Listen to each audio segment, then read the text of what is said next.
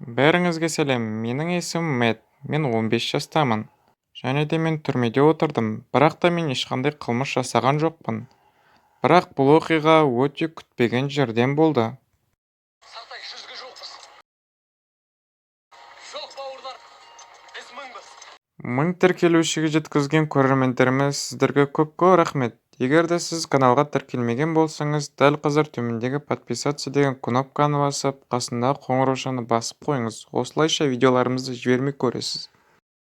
Менің де, сенің де, бәріміздің. Видеоларымыздың астында дәл осындай поделиться деген кнопка бар.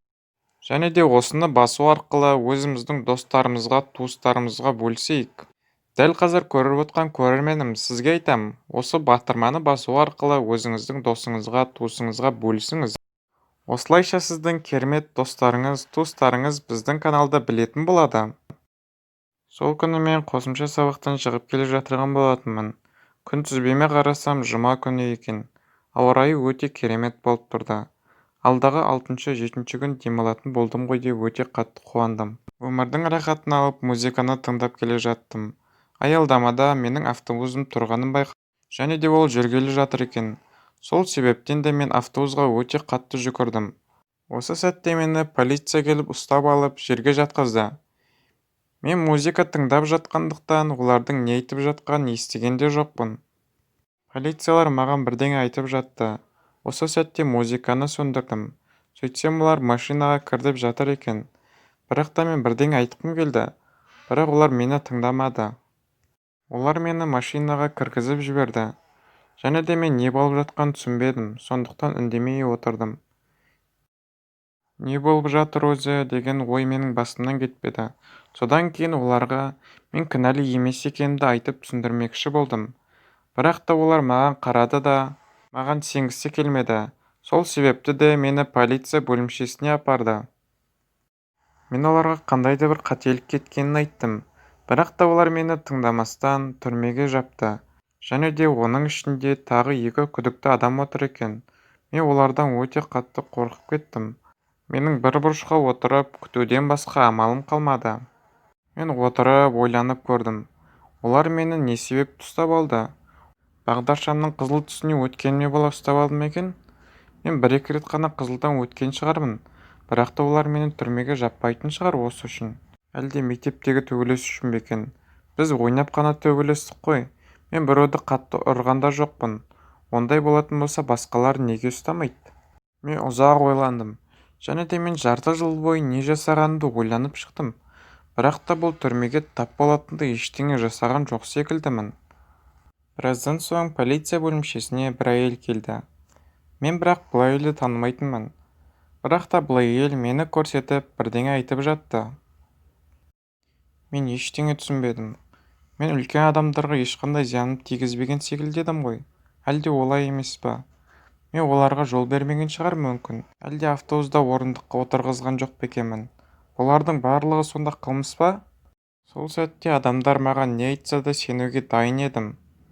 Бұл жай ғана әзіл болса екен дедім. Полиция маған жақындап, не болғанын барлығын түсіндіріп бере ме десем, олар тек қана менен құжаттарымды ғана сұрайтын. Бірақ та дәл сол кезде менімен құжаттарым жоқ еді. Бірақ полиция артынан менен не болғанын сұрады. Мен әрең дегенде болған жағдайларды айтып бердім. Бірақ та олар маған сенбеген секілді. Содан кейін менің мұғаліме хабарласып көрді. Бірақ менің мұғаліме қоңырау жетпеген секілді. Одан кейін ол бізге тауға кететіні жайлы айтқаны есіме түсті. Ол жерде сет ұстамайтын. Болып жатқан жағдайлардың барлығын түсіндірмекші болдым. Бірақ та оларға одан сайын өтірік айтып жатқан секілді көріндім. Содан соң анама хабарластым. Ол іс-сапар бойынша басқа қалаға кеткен болатын. Сол себептен де маған көршім қарап жүрген болатын. Бірақ та оның номері менде жоқ еді. Содан кейін мені қайтадан түрмеге жапты. Мен бұндай жағдай болатын білген де жоқпын ғой. Және де маған өте қатты қорқынышты болды. Қасымдағы адамдар маған әрдайым қарап отыратын. Және де бір-біріне бірдеңе айтып өте қатты күлетін. Түні бойы ұйықтай алған жоқпын. Және де таң атқан кезде мені босататын шығар деп ойладым. Бірақ та ешқандай өзгеріс болмады. Полициялар былай да былай өтіп жатты. Бірақ та олардың менде шаруасы да болған жоқ. Олардың әңгімесінен түнде қандай да бір қылмыс болғанын түсіндім. Бөлімшедегілердің барлығы осы іспен айналысып жатты. Ал менің көзіме жас келді.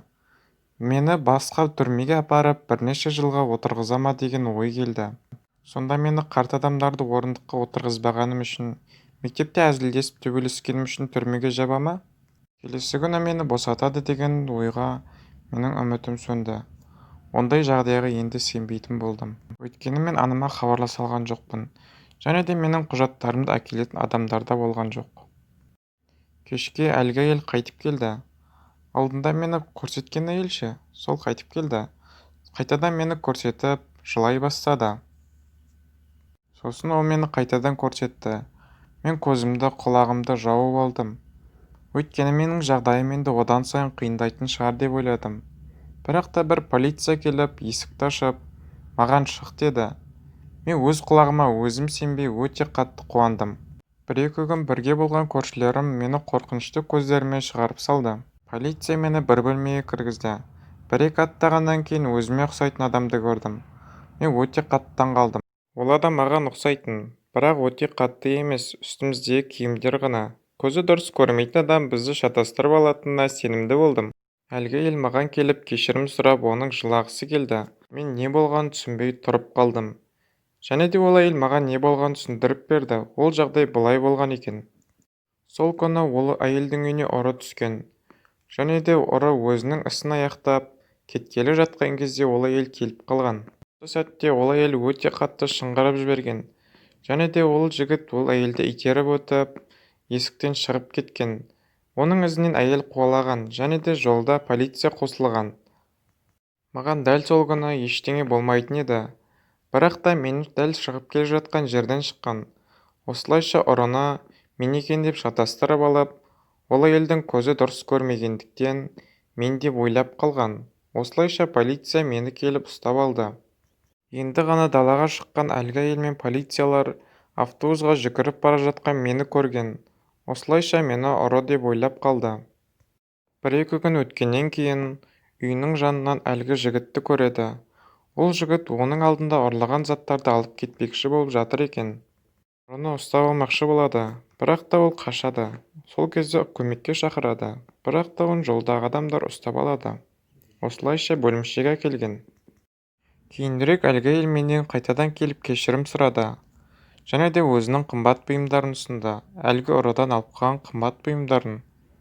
Мен бірақ оны алудан бас тарттым. Және де артынан ол әйелге арыз да жазған жоқпын. Бірақ та жай ғана үйіме қайтсам болды. Және де өте қатты қуанышты болдым. Бірақ мен бұл оқиғаны ешқашан ұмытпайтыныма сенімдімін. Бұндай жағдай сіздің басыңызға келмейді деген сенімдемін. Және де бүгінгі видеомен достарыңызбен, туыстарыңызбен бөлістіңіз бе? Бөліспесеңіз, төмендегі поделиться деген кнопканы басып, достарыңызбен, туыстарыңызбен бөлісіп қойыңыз. Видео ұнаған болса лайк басыңыз. Келесі кездескенше.